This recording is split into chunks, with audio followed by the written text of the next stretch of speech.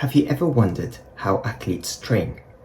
Well, there are different types of exercises they can do, and in this video we'll be focusing on 3 different types. So the first one is strength training, second one, aerobic conditioning, and lastly, flexibility training. Did you know there are 3 different types of muscle fibers? Really? Yes, there are 3 different types, and for endurance, we will talk about slow twitch fibers.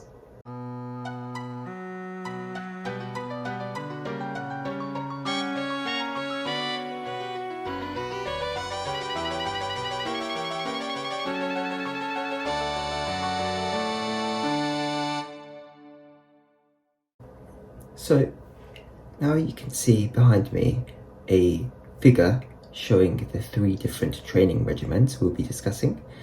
The first one, strength training, is important in building muscle mass and essentially improving your type 1 fibers, which are also known as slow twitch fibers. And this is important for endurance. Strength training also improves your neuromuscular coordination, which boosts your speed in water. So what types of strength training are there? Well, there are 3 different types as highlighted in the article behind me, and they are resistance training, plyometrics, and finally isometric exercises. The examples given in the figure behind me are for resistance training, but as the article concluded, all of these different types of strength training are essentially equally effective, and doing any of them can be very beneficial for endurance athletes like swimmers. Moving on to the second training regimen, aerobic conditioning can improve the function and endurance of slow twitch muscle fibers by delivering more oxygen and nutrients to the muscles. Ultimately, aerobic conditioning can improve your mitochondrial density as well as your ability to use fat as energy.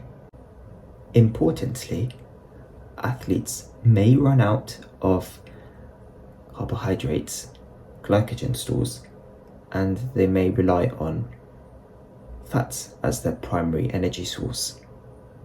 Also, the athlete may be conserving the glycogen stores so they can use it at the end for the final push across the finish line. Aerobic conditioning is important in improving an athlete's ability during the race, but also doing a warm-up, an aerobic warm-up before the race, can also be beneficial, as discussed in the article behind me. And the benefits of doing an aerobic warm-up includes the same benefits discussed with aerobic conditioning, and that includes increasing the delivery of oxygen and nutrient to the muscles.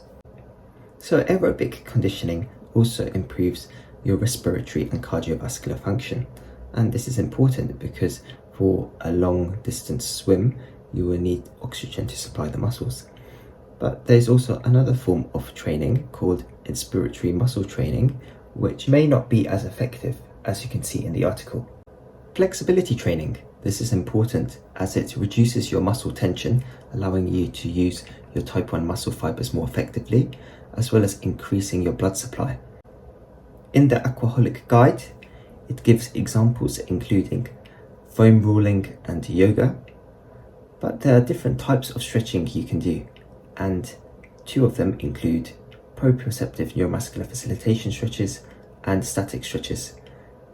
I mention these 2 because, as you can see in the article behind me, they're quite effective for undulatory underwater swimming, and this is a swimming technique which is seen in whales.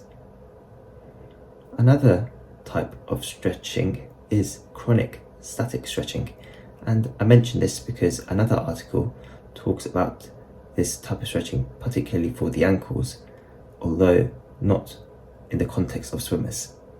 So that summarizes the figure behind me, and if you want to find out more information, please check the description below.